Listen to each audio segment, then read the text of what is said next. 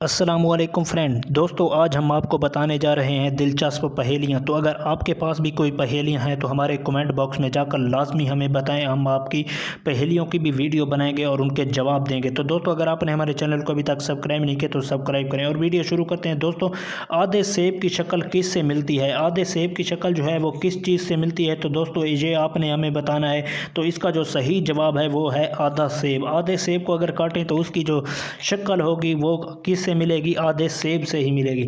तो दोस्तों, आगे चलकर है वो कौन सी चीज़ है जो इंसान रोज़ाना इस्तेमाल करता है मगर उसको देख नहीं सकता? तो दोस्तों, वो कौन सी चीज़ है जो इंसान रोज़ाना इस्तेमाल करता है उसको देख नहीं सकता? जल्दी जल्दी बताओ, उसका जवाब आने वाला है। तो दोस्तों, उसका जो सही आंसर है वो है आवाज़। आवाज़ इंसान रोज़ाना इस्तेमाल करता है मगर उसको देख नहीं सकता। तो दोस्तों, आगे है वो कौन सी चीज़ है जिसके बगैर औरत की शादी नहीं हो सकती? वो कौन सी चीज़ है? जल्दी जल्दी बताओ, 10 सेकंड है। तो दोस्तों, वो कौन सी चीज़ है जिसके बगैर औरत की शादी नहीं हो सकती? तो उसका जो सही आंसर है वो हम आपको बताएंगे, और वो कौन सा है?